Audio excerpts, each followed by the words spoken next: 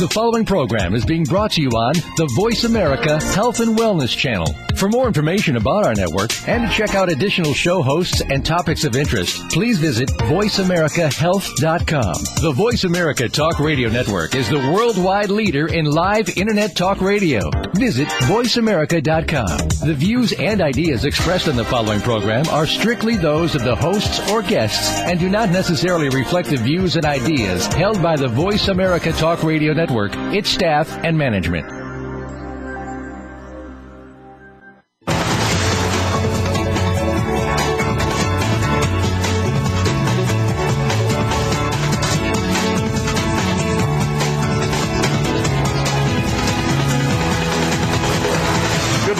Welcome to the Blood Detective, finding healing solutions naturally with Dr. Michael Wald. This will be a very informative look at your health, and we invite you to participate in today's show in a variety of ways. Now, here's Dr. Michael Wald. Good morning, everyone. This is Dr. Michael Wald, your original Blood Detective, and welcome to yet another, what I believe is a very exciting and timely topic. And the topic is, nonetheless, anti-aging medicine. Now, why would you care about the term anti-aging? It is a sort of controversial term, I understand. We can't exactly not age. So the word anti-aging medicine, at least for me, when I originally heard it, was a bit suspicious. But, recently, many of you might know that there's been work on one of the anti-aging theories known as the telomere theory. And we know that there's this tail on the end of a chromosome called the telomere. And when it shrinks, your lifespan shortens. And they found that vitamin D helps slow down the shrinking of the telomere and can even reverse it to a certain extent. So we actually can anti-age. But more importantly than that, eventually we will all age and we will all succumb to illness and eventually we'll die. But how we get there is the trick. What will be the quality of our lives along that road, along that path? So today what I'll attempt to do is to review with you some of the important theories of aging and put a little practical twist on them. That's what the Blood Detective does. Interesting information, at least for me, it is not enough. We want to be able to take the information and apply it to our daily lives and to real people. Every day, I see many patients in my office who are dumbfounded that their healthcare providers, their medical doctors, or even nutritionists and other holistically oriented doctors do not look for causes of issues. Now, of course, that's a general statement. Many do. But unless we're measuring certain laboratory or other types of functional tests, we really don't know if we've actually done the right thing. Have we affected the fundamental process that is aging itself? So there are over 300 theories of aging, so I'll review just a handful of them. And again, I will let you know how they apply to your life. And then, towards the end of the probably the last half of the show, I'm going to describe with you several dozen biomarker tests. Now, again, we're talking about blood detective thinking here, and you as a health detective, how will you know if your efforts work? You've got to do some testing. Testing is not everything, but the accumulation of different tests make a difference. Otherwise, feeling well may not correlate with actually making the changes that you need. So I'll review several dozen biomarkers, tests that you can request from your healthcare providers. But be careful. Someone skilled, a healthcare provider skilled in the use of the proper combinations of tests is important. All too often I see patients that come in with some of the right tests done at the wrong time, and we'll try to dispel how to do the right tests and how to make sure that your efforts are making changes. So bottom line is this. Aging is an accumulation of damage to our genetic material, which is our DNA. And when you damage the DNA, you will cause problems with how cells function in the body. And damage to DNA affects how our genes work, what's called gene expression. If your genes express in a diseased way, you get disease.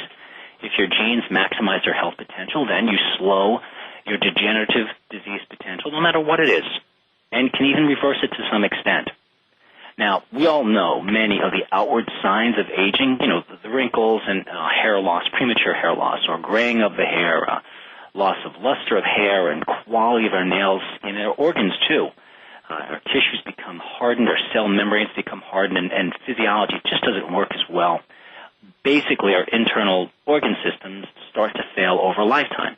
And interestingly, not all of our organs and glands and cells and tissues age at the same rate. I think you know what I'm talking about. You have the younger man who gets a heart attack at age 42 and someone else lives till 92. So that younger man's heart aged differently than the other. So it's always a combination of genetics, what our genetic potential is for health, how our genes are expressing. But how those genes express depend on how our environment interplays with the genes. So our genes are known as resiliency factors, and our environment is known as a precipitating factor. And that combination is what determines how our body ages. You know, the funny thing about lifespan is this generation born now, today, is the first generation in history that will not live as long as previous generations. So we are losing the battle of longevity. I think we've actually lost that battle a long time ago. Even if we can claim, and it is debatable, by the way, that human beings live longer lives, and on average we do statistically, largely due to the reduction in infant mortality that's then added into the average lifespan. But even if we, for argument's sake, are saying that, yes, human beings are living longer, we seem to be living longer with more disease.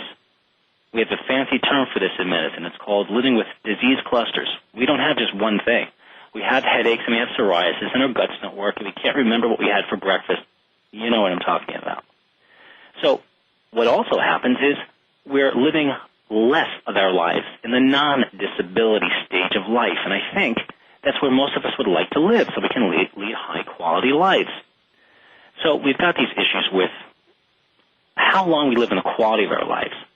So there is no definitive theory of how we age, so that's why we have all these different theories. And among the 300 or so, there are a handful I want to review with you. And one of them you actually know, I'm sure.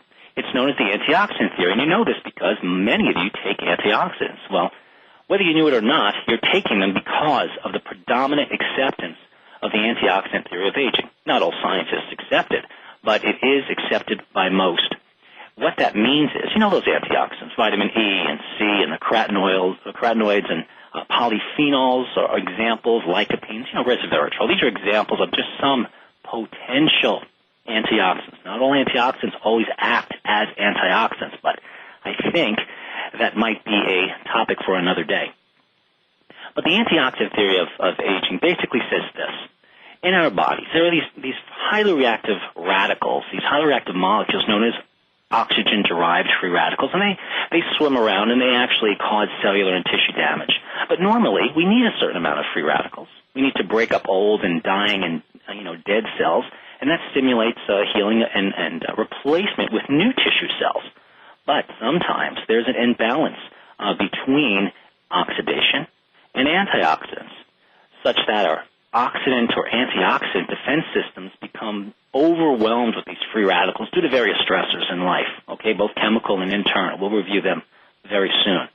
And these oxidants damage our biological molecules. They damage the proteins and nucleic acids, the genetic material in our bodies, and the lipids that are composed and comprise cell membranes of most tissues.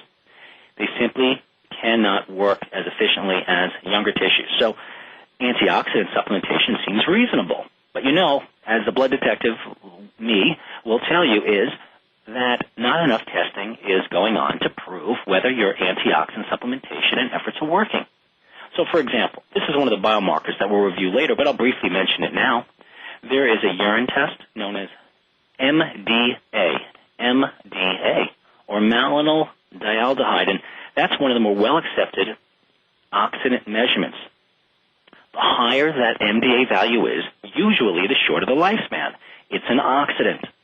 Now, all chronic diseases of mankind, and that includes women, are associated with the overproduction of these free radicals which break down tissues. Also, the free radical theory of aging relates to other areas of the body. If you over-oxidize the body can become very hypoxic.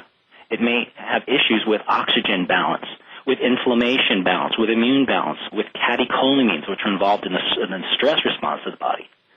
So we know that our lifespan is at least partially related to free radical damage, and that free radical damage tends to damage a certain part of an organelle. That's a tiny little organ within a cell known as the mitochondria. Interestingly, too, only 1% of free radicals, those reactive oxygen species I've been talking about, escape our body's antioxidant defense systems. Just 1 little percent, and that causes most disease. The second theory of aging is known as the hormone decline theory, or the neuroendocrine, which stands for hormone theory of aging. Now, basically that states that, wear and tear of our hormone balancing systems, our neuroendocrine system, causes a reduction in secretion of hormones by a particular area in our brain known as the hypothalamus. And the hypothalamus loses its precision, its ability to do things, and it secretes fewer hormones and less sensitive hormones. And that interplays with hormones like cortisol, which is involved in the stress response and weight gain, you've probably heard. And we have this insensitivity and decreased functioning of the hypothalamus, decrease in hormones over time. And we have all of the different aspects of what we call aging. What we need to know about hormones is that they alter gene expression throughout the body, how our body repairs itself. And the pituitary gland, which is considered the master gland in the body, works with the hypothalamus, and this is disrupted as well. I'm going to begin by describing to you now some of the hormones that would decline over aging, and in some people more than others, leading to many of the chronic degenerative diseases that we see. So we'll begin this conversation and pick it up after the break. Now, one of the hormones is known as DHEA, or dehydroepiandrosterone. That's secreted by the adrenal glands. And DHEA is the most abundant hormone in the body, and it's responsible for immunity in many respects, increasing lean muscle and therefore burning fat, and energy and immune regulation. So you can see is if we age and this DHEA declines, we would be more susceptible to other neurodegenerative diseases. Now, what you should know is that as we age, and you get a blood test done of these hormones, or any kind of test for that matter, that blood test is based on the age of the patient, of the person. So someone would have decreasing DHEA or another hormone level, which might be considered normal for the person with that age, even though they have more disease. That's how medicine works. It is a disease-oriented system. Well, I say we also need to be a dis-ease-oriented healthcare system. So I use tighter ranges of normal in addition to the regular ranges, more optimal values. This is one of the reasons why someone cannot feel well and their blood work looks good, because those suboptimal or non-ideal levels of hormones are lost within a wide range of values. You understand? So that's why your doctor says, well, your labs look fine. I'm sorry you can't remember what you ate this morning. I'm sorry you have no muscle power. Your reaction time is slower. Your memory is fading. You have chronic infections. You have chronic health issues. Part of this is due to the hormone decline theory. And, by the way, the antioxidant theory of aging. These are not mutually exclusive. So we're going to take up this conversation right after the break, and I want to encourage you all to call in and send your emails, and we'll be happy to incorporate your concerns during the show. See you after the break.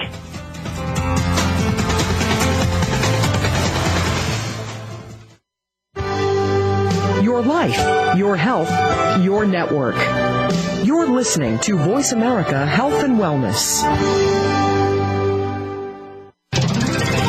Tune into the Voice America Variety channel on the Voice America Talk Radio Network. Voice America Variety broadcasts a diverse array of topics reaching a global community. Our experts come from all walks of life, and the topics they discuss are everything from current events, arts and entertainment, leadership, parenting, relationships, self-improvement, career advice, and a variety of other topics. Check us out today. You're sure to find something of interest. Voice America Variety. Talk on today's hot topics.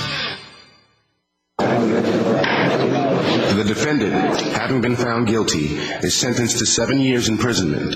Defendant will be remanded to custody immediately. On June 4th, my big brother was sentenced to 7 years in prison for a gun crime. That day, he sentenced me to 7 years of not having my best friend to play with. When you commit a gun crime, your family pays the price. Gun crimes hit home. A public service announcement brought to you by Project Safe Neighborhoods and the Ad Council.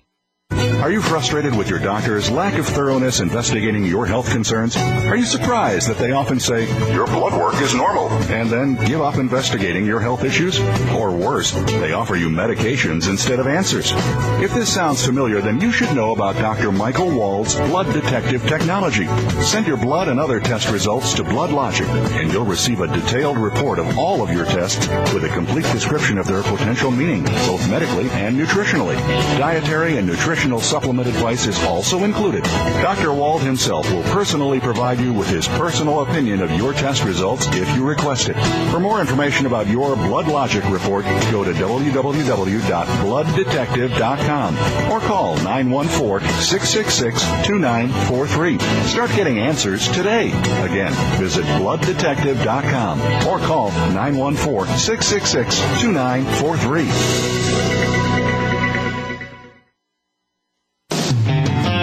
Wake up with a unique daily show. Listen for Mitchell John in the morning. Mitchell will bring you news, sports, and stock news from yesterday. You'll hear interviews from high-profile figures from the world of sports, entertainment, politics, and authors. Mitchell will talk to people throughout America. This is a show that throws right down the center. It's fun, information, and yes, even a little bit of music. Catch Mitchell John in the morning at 6 a.m. Pacific Time, Mondays, Tuesdays, Wednesdays, and Fridays on Voice America, and Thursdays on the Voice America Business Network. Opinions, options, answers. You're listening to Voice America Health and Wellness.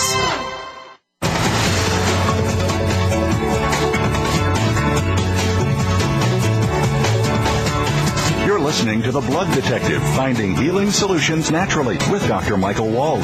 To be a part of today's discussion, please call in toll-free at 1-866-472-5792. That's 1-866-472-5792. Or send an email to info@intmedny.com. Speak up.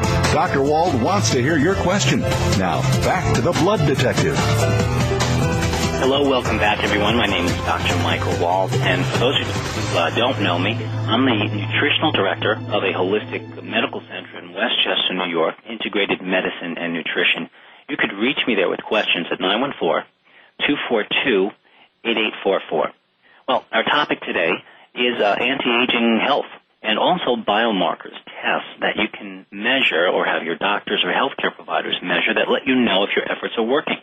Now, before the break, I began describing some of the basic theories of aging because if we're unfamiliar with these, we can't exactly change our lifestyle habits ever so slightly in a way that adds up to healthy aging efforts. And if we don't understand the term for biomarkers and what biomarkers are, we can't exactly test for it. So I mentioned the antioxidant theory, and I was just describing the hormone decline theory of aging. These are just different takes on how it is human beings age, and therefore, if we have an idea of how we age, we could take certain steps to not age quite so badly as many of us do. So as part of the hormone decline theory of aging, we're basically saying that as we get older, our hormone levels start to peter out. We mentioned that a major adrenal hormone known as DHEA, which is the most abundant hormone in the human body, tends to drop at around 30, and it affects, again, our immune systems, our lean body tissue. It puts fat on us. It dysregulates blood sugar, creates immune issues, so on and so forth. And then there's growth hormone. Now, growth hormone peaks during adolescence because we need growth then, and its production increases, or I should say decreases, by about 14% every 10 years or so, all the way into old age.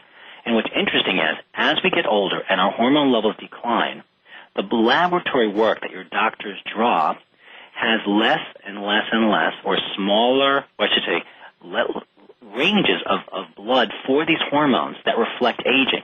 So as your hormone levels decline, you're expected to have less hormone. That's considered normal, even though you have more disease. So those of us involved in healthy aging medicine and healthcare believe that there's a different optimal range. Now, which is certainly higher than your age-adjusted range. That would be somewhere in the upper end of the age-adjusted range for whatever hormone we're talking about, of about a 40-year-old, because there's a lot less disease there than other places. So growth hormone can be increased somewhat with diet, and certainly with growth hormone subcutaneous injections. But the thing about growth hormone is that, again, a variety of diseases are associated with a decline in growth hormone. We have everything from increased risk of dementia and Alzheimer's disease, a worsening course of multiple sclerosis, possibly lupus, Lou Gehrig's disease. The list goes on and on. Now, I want to warn you. I have seen healthcare providers, very well-meaning healthcare providers, order lots of hormone levels on their patients at their patient's request. But because there isn't a real deep knowledge and understanding of how these all work together, we have incomplete knowledge, wasted efforts, money, and a whole lot of frustration. So please, find someone that knows how to do this. Interview them if possible. Ask them questions, whether it's on Twitter or video chatting or what have you. If you can't communicate with them, don't even think about going to them. And there's melatonin that decreases with aging. I'll just say a few words about melatonin. It's considered the sleep hormone, but it does a lot more than that. But by controlling or being part of the control mechanism for our circadian rhythms, our sleep-wake cycles, our body repairs. There is no repair that does not take place during rest and sleep. And melatonin is a very important fat and water-soluble antioxidant. So you can see how the hormone decline theory is connected with the so-called antioxidant theory. Many diseases are increased with low levels of melatonin. I check many patients for this hormone indirectly, and it is low. So very important to measure that hormone for any healthy aging efforts. The doses go from anywhere from 0.3 to 1 milligram, but guess what? The dose of any of these hormones or nutrition or lifestyle factors or medications for that matter to increase these hormones must be based on the individual, their genetics, their race, must be based on what disease we're speaking about or what we're trying to avoid. So to take average dose ranges not based on appropriate lab work alone is ridiculous and a waste of time. Testosterone also decreases with age. It's known as the male hormone, but women have plenty of it, at least they should. And basically, as we age, testosterone levels go down. And the problem with that is that we lose lean body tissue. We have increased problems with memory. Our cholesterol levels go up. Our bone density goes down, giving us osteopenia or osteoporosis. We put more fat on the body, not just in our arms and legs, but also in our middle. We have decreased libido. Our blood sugar goes up. There are many autoimmune diseases associated with low levels of testosterone. And this nonsense about testosterone being dangerous, if supplemented correctly for men because it might increase prostate cancer, is essentially unproven. And, in fact, if we think about it, men tend to have the lowest levels of testosterone during the period of their lives that they have bias cancers. So, actually, the exact opposite could be true. Testosterone might be preventative against cancer. We don't know that for sure, but we do know it's not the cause of prostate cancer. You know, when we talk about giving hormones, we also want to think about the type of hormone. And briefly put, and I refer you back to the show I did a few weeks ago on bioidentical hormones, we may want to think about bioidentical hormones as opposed to synthetic hormones. So many, many effects, I would say detrimental effects, poor aging responses with low testosterone, everything from energy to perception of quality of life. Estrogens as well. There are 3 different types of estrogens: estrone, estradiol, estriol. And these hormones, like estrogen, by the way, they don't exist in a vacuum. They float around with other hormones. You can't just look at some of them. And even though some hormones may look normal when you measure them and some are not, because of the relationship among the hormones, they're all out of balance. And they may need to be fixed through hormonal means or through non-hormonal means. There may be a very good reason why the body has a decreased level of hormones. But as far as aging goes, we know that we age poorly as our hormone levels decline. And there's progesterone as well. Basically, progesterone, among its many, many functions, helps to normalize blood sugar. It has a role in zinc and copper balance in the body. Of course, it stimulates, most of us know this, the walls of the uterus in a woman to prepare for implantation of a fertilized ovum. And if pregnancy does occur, progesterone inhibits ovulation by suppressing 2 other hormones, luteinizing hormone and follicle-stimulating hormone. But progesterone is named as it is because it promotes gestation.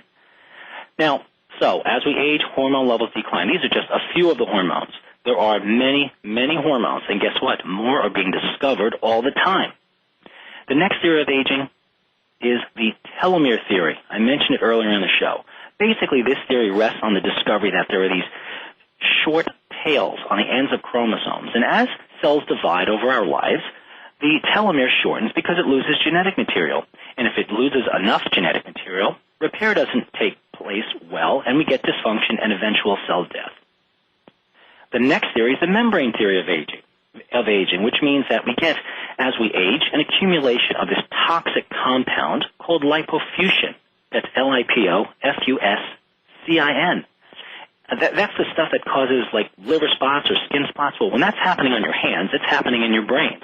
And we have hardness of other tissues. These aren't theories, folks. I'm calling them theories because none have been accepted as the reason why definitively we age, but they all happen. And then there's what's known as the Hayflick theory of aging, which basically means that our cells just have a genetically pre-programmed number of times they divide, and once it reaches that, we die. But we get an accumulation of waste in cells. And then lastly, for now, there's the cross-linking theory. So sugars bind to proteins in cells. That's called glycosylation, and the protein becomes impaired, and cells don't work well.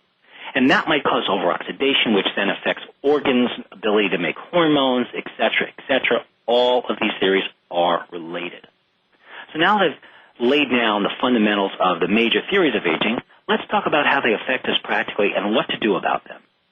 Now look, we all know that there is chronological age, how old we are in terms of years.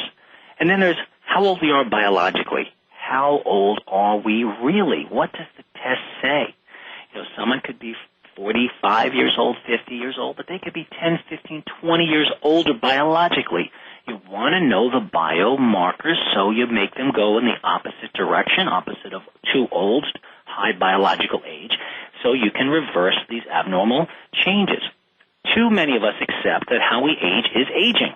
I say to you, much of it is not. Much of what we accept as aging, again, our loss in memory, power, reaction time, reflexes, flexibility, our cholesterol goes up. These are all biomarkers. There are many more. They are concomitant with aging, but they are not aging. They all can be reversed to some extent or to quite a large extent in most people most of the time, even in much older people. So we want to reverse as much as we can or slow down the effects of biological aging on the body. Can't affect chronological. That's just age. That's just numbers.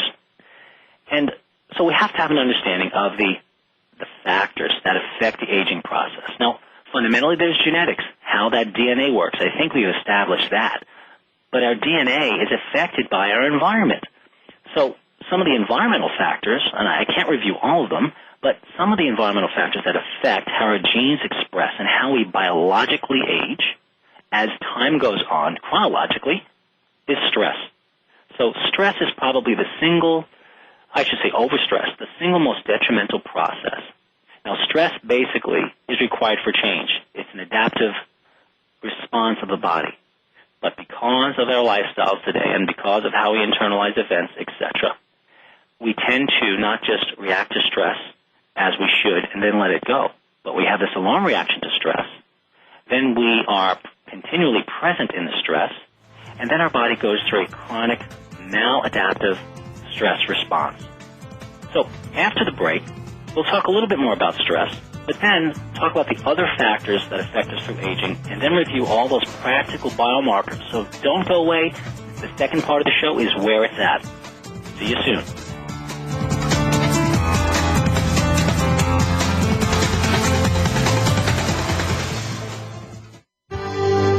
Your life, your health, your network. You're listening to Voice America Health and Wellness.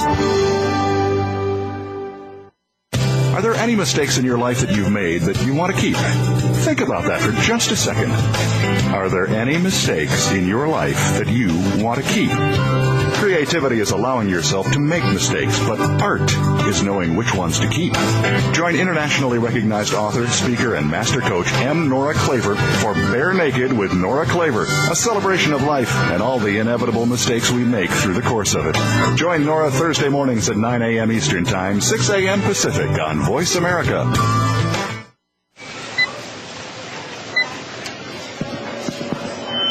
Can I have a price check on aisle... ma'am? Yeah. Don't look down, but there's a giant python wrapped around your leg. Oh, yeah, I know. It's probably nothing. Nothing? Shouldn't I don't know, call someone? No, I don't have the time. I'm late as it is. If it keeps up, I haven't looked at. Are you sure? That's a pretty big snake. No, I'm fine. Thank you, though. You're very sweet. You wouldn't ignore this, so why ignore the signs of a stroke? If you or someone you know suddenly experiences numbness of the face, arm, or leg, or is having trouble speaking, seeing, or walking, don't wait to get help. Call 911 right away, because time lost is brain lost. To find out more, visit www.strokeassociation.org or call 1-888-4STROKE. This message brought to you by the American Stroke Association and the Ad Council. Are you frustrated with your doctor's lack of thoroughness investigating your health concerns? Are you surprised that they often say, your blood work is normal, and then give up investigating your health issues? Or worse, they offer you medications instead of answers. If this sounds familiar, then you should know about Dr. Michael Wald's Blooddetective technology. Send your blood and other test results to Blooddetective, and you'll receive a detailed report of all of your tests with a complete description of their potential meaning, both medically and nutritionally. Dietary and nutritional supplement advice is also included. Dr. Wald himself will personally provide you with his personal opinion of your test results if you request it. For more information about your Blood Logic report, go to www.blooddetective.com or call 914-666-2943. Start getting answers today. Again, visit blooddetective.com or call 914-666-2943. Opinions, options, answers. You're listening to Voice America Health and Wellness.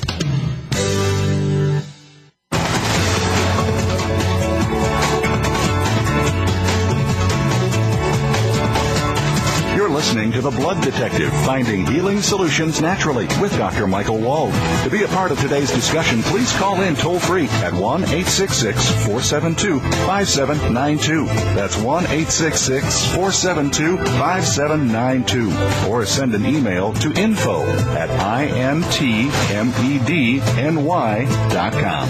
Speak up. Dr. Wald wants to hear your question. Now, back to The Blood Detective. Welcome back, everyone. You're listening to Dr. Michael Wald and the Blood Detective.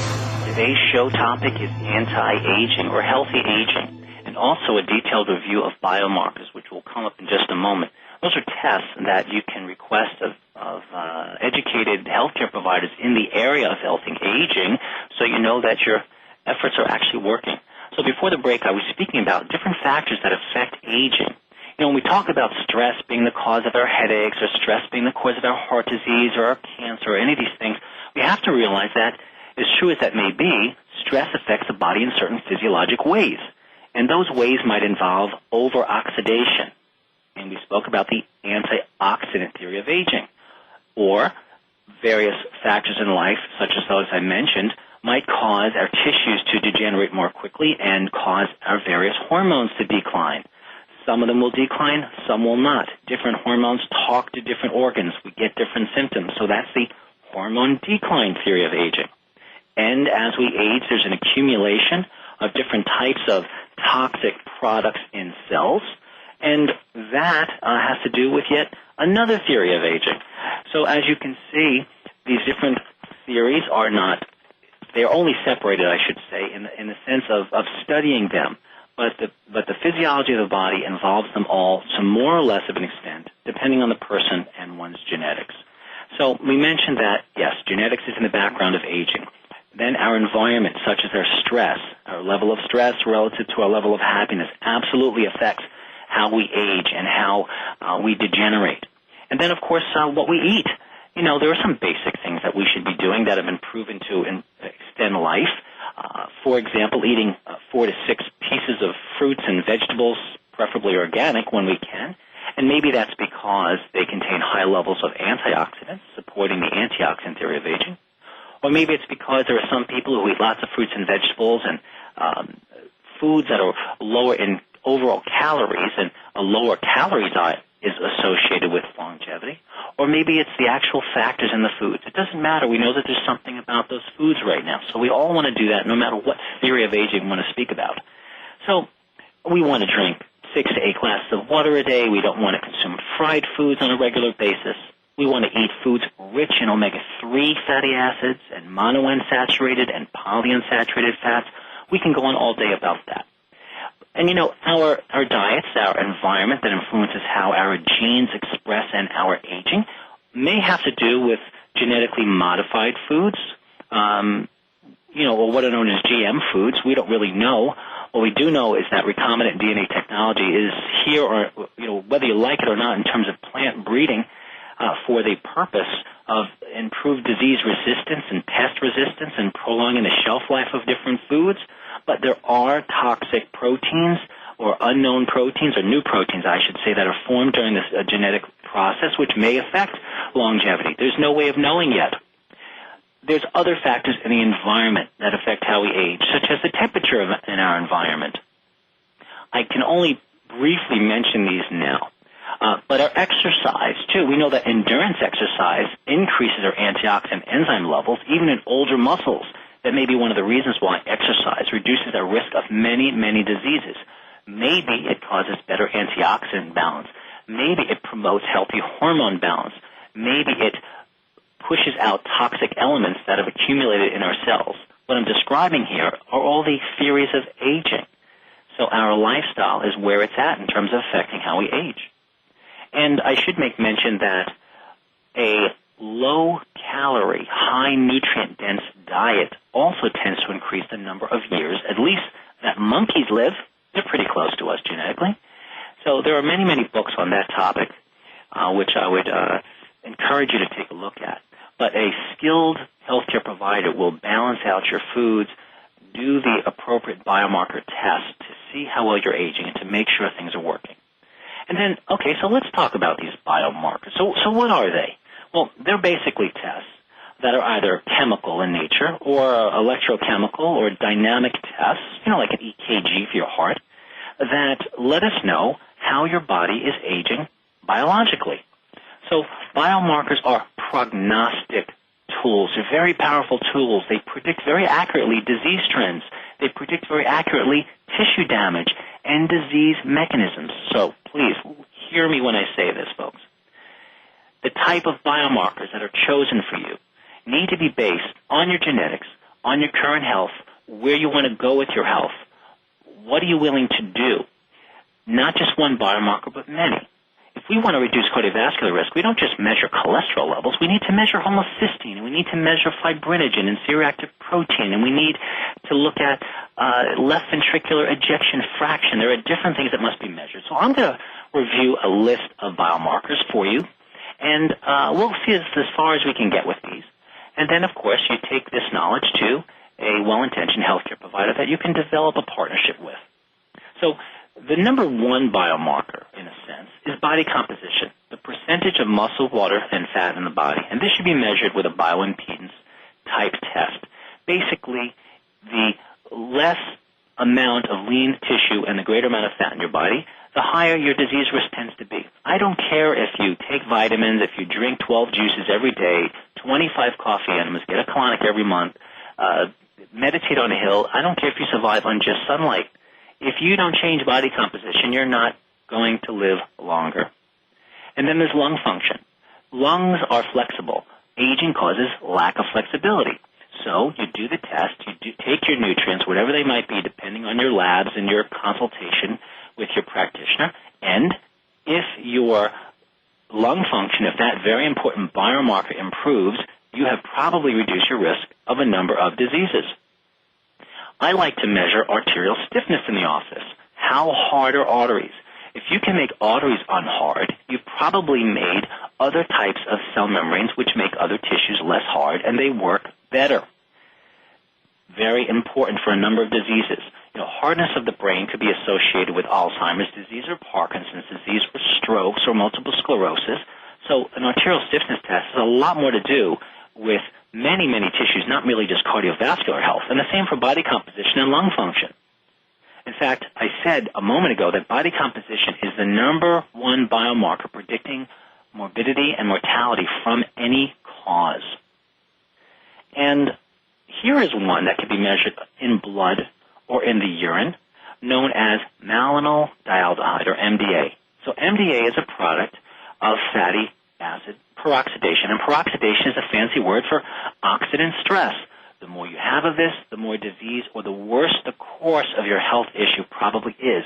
If you take resveratrol or take your antioxidants, I don't care what it is, if you don't reduce this antioxidant marker or oxidant marker, it doesn't work.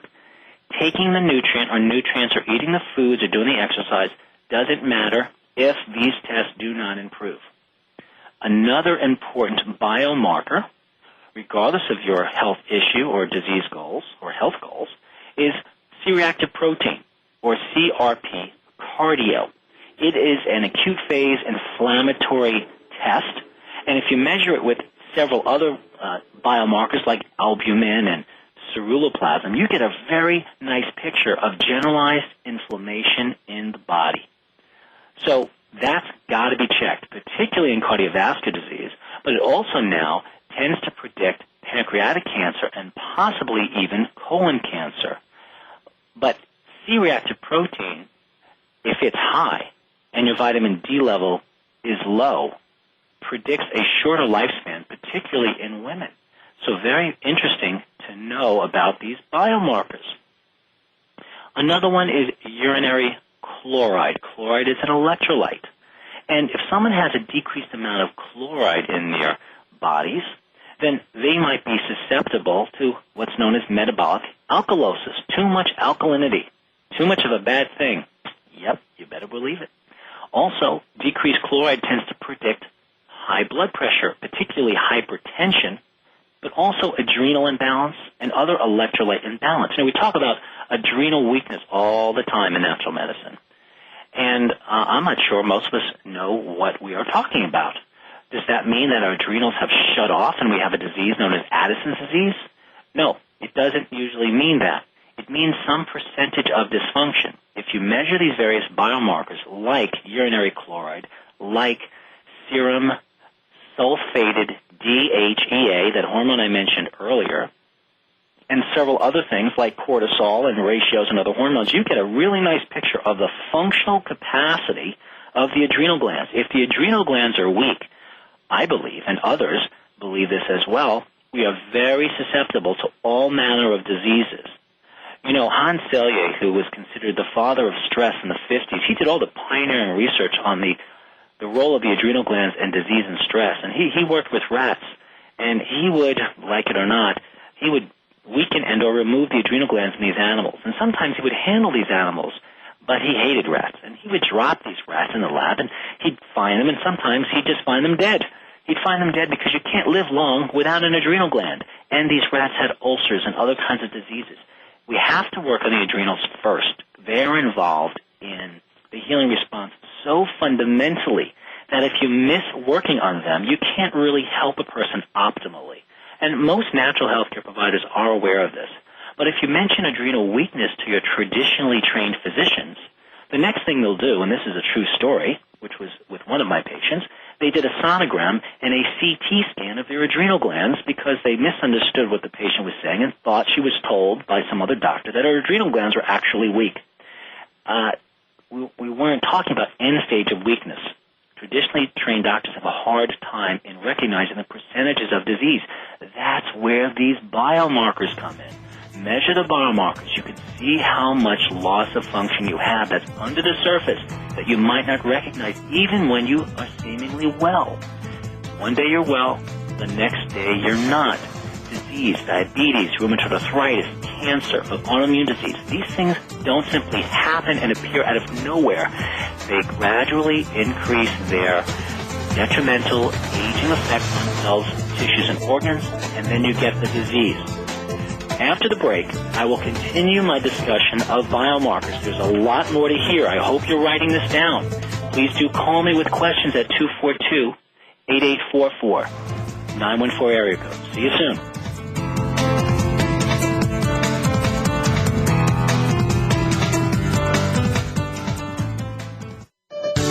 your life, your health, your network. You're listening to Voice America Health and Wellness. If you have a loved one that is undergoing treatment for substance abuse or mental illness, you owe it to them and yourself to tune in to 1 Hour at a Time with host Mary Woods. This compassionate and educational talk show will help you help those that you love by better understanding their condition and their personal recovery process. Tune in every Monday at 12 noon Pacific Time to 1 Hour at a Time on the Voice America Health and Wellness channel. Recovery begins this hour. Are you frustrated with your doctor's lack of thoroughness investigating your health concerns? Are you surprised that they often say, your blood work is normal, and then give up investigating your health issues? Or worse, they offer you medications instead of answers. If this sounds familiar, then you should know about Dr. Michael Wald's Blooddetective technology. Send your blood and other test results to Blooddetective, and you'll receive a detailed report of all of your tests with a complete description of their potential meaning, both medically and nutritionally. Dietary and nutritional supplement advice is also included. Dr. Wald himself will personally provide you with his personal opinion of your test results if you request it. For more information about your Blood Logic report, go to www.blooddetective.com or call 914-666-2943. Start getting answers today. Again, visit blooddetective.com or call 914-666-2943. Once upon a time, there lived 3 energy hogs. Now, an energy hog is what you have when humans waste energy. One day, the 3 energy hogs set out to find themselves a cottage. Let's look for leaky windows, said the first energy hog, for he knew that would waste energy. Let's look for leaky doors, said the second. Let's look for twin feathers, said the third, for he had more blubber than brains. So they set off down the road. Presently, they came upon a tiny cottage where dwelled a clever girl named Dreadylocks. I hope it has leaky windows, cried the first energy hog. I hope it has leaky doors, cried the second. I hope it has a bathroom, cried the third, for only his brains were smaller than his bladder. But Dreadylocks liked playing cool games at energyhog.org, and from energyhog.org she learned how to use energy wisely. So the 3 energy hogs were forced to look elsewhere to waste energy, and had to use the disgusting restroom at the gas station down the road. And the moral of the story is, to use energy wisely, log on to energyhog.org, or waste not, hog not. This public service message brought to you by the U.S. Department of Energy and the Ad Council. Opinions, options, answers. You're listening to Voice America Health and Wellness.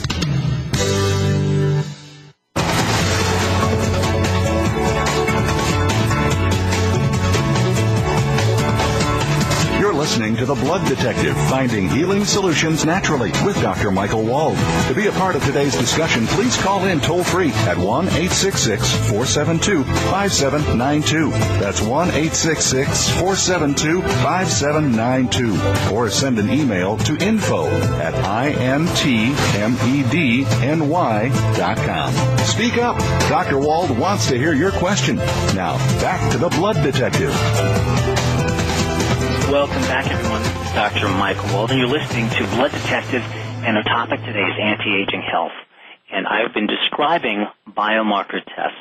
These are tests that you can do as your own health blood detective to know that your efforts are working. So I'll pick it up from urinary calcium. Now, measuring calcium in the urine is good for quite a number of things. Before one has osteoporosis or its precursor, osteopenia, we tend to lose lots of calcium in the urine, and if we don't check it, we won't see it. So one day we're told our bone density test is fine, and 6 months later or a year later, my patients are very perturbed and very curious as to why they now have bone loss. How could that be? Well, sometimes the urinary calcium tells us. So we find too much calcium in the urine, which generally means we're overly alkaline in the urine stream, which also predisposes a person to kidney stones and infections, and also high calcium in the urine may indicate a tendency for hypertension, even blood clotting problems, even vitamin D and magnesium deficiency. So these are very, very important biomarkers. You know, sometimes we measure a level of a hormone, or I should say nutrient in this case, but other times we measure several of them together, which gives us a more clearer picture. Another biomarker is serum beta-carotene levels. Now, beta-carotene is one of these antioxidants. You'll find beta-carotene in alpha and gamma-carotenes and other carotenoids in carrots. But The lower the beta-carotene level is in the blood, the higher one's risk of mortality. That means death. So if it's low, you want to fix it, and you want to fix it with foods. Then in the blood, there's something that can be measured known as ceruloplasmin. It's a copper-carrying protein, and low levels of this important biomarker may indicate malnutrition or undernutrition, which could be from malabsorption, a deficiency of other important metals. You know, we need copper, by the way, for red blood cell production and other things. And also, low levels of ceruloplasmin might indicate hepatic or liver disease. The same thing for another metal-carrying protein known as ferritin. Ferritin is also measured in the blood. High ferritin might mean inflammation, or it could mean iron toxicity from a condition known as hemosiderosis. But low ferritin might indicate malabsorption or undernutrition as well. And then there's vitamin C. Now, vitamin C isn't the best nutrient to be checked in blood, but it is good for a few things. We know that low vitamin C content of the serum might increase cardiovascular risk and other types of disease risk, but particularly cardiovascular, because we need vitamin C to make sure that the body can recycle used up vitamin E, which circulates in lipoproteins like LDLs, that bad fat we're always hearing about. So we need enough vitamin C to make sure that vitamin E works well. There's a urine test known as urinary dehydroascorbate. Dehydroascorbate is vitamin C used up. If we have a bunch of used up vitamin C in the urine, we may need vitamin E and selenium. Another important biomarker is indican. Indican is a malabsorption marker in the small intestine of amino acids, particularly tryptophan, but others. So if we see a problem with these biomarkers, any of them, not just indican, at one point, we want to fix them earlier before we see disease.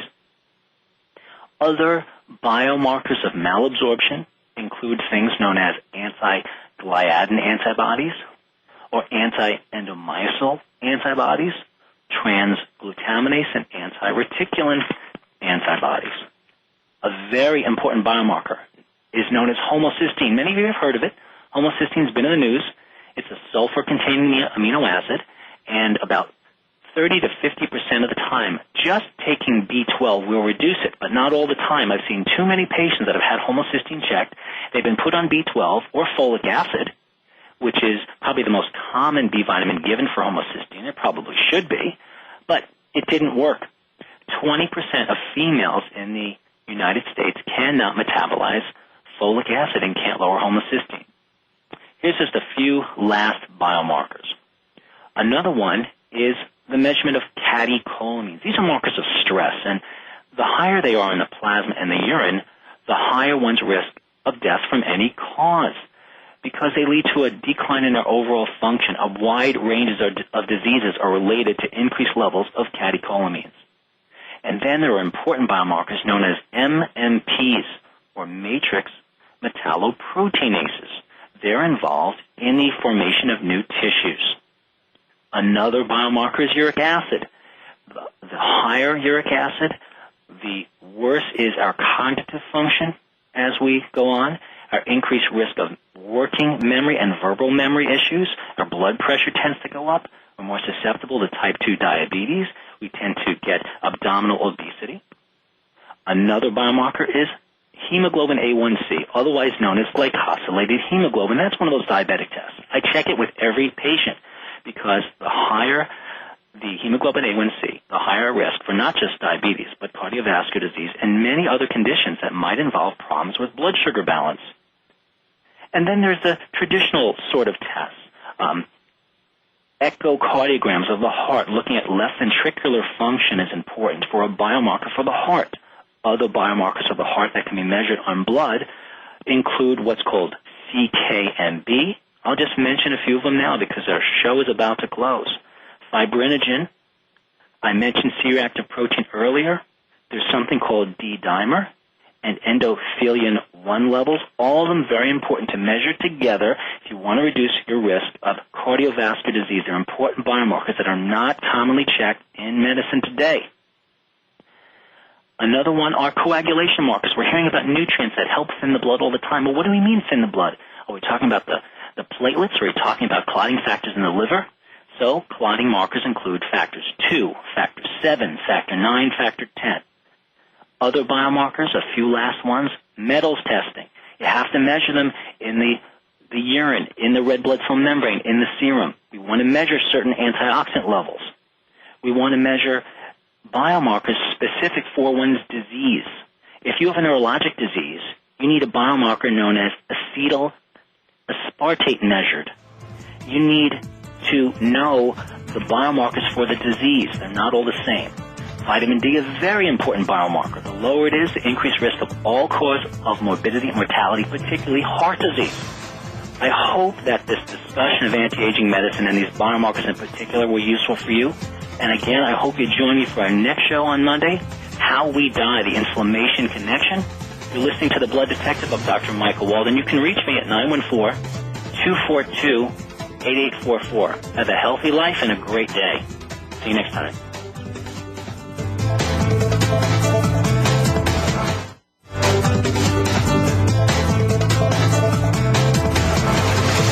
Thank you for joining us this week on The Blood Detective, finding healing solutions naturally. Please join Dr. Michael Wald again next Monday and every Monday morning at 7 a.m. Pacific Time, 10 a.m. Eastern Time on the Voice America Health and Wellness Channel. Here's to another healthy week for you.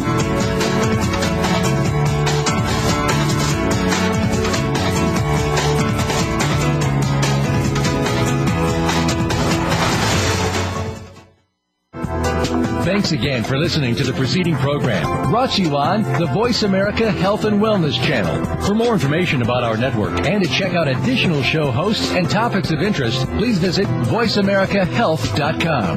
The Voice America Talk Radio Network is the worldwide leader in live Internet talk radio. Visit voiceamerica.com. The views and ideas expressed on the preceding program are strictly those of the hosts or guests and do not necessarily reflect the views and ideas held by Voice America Talk Radio Network, its staff, and management.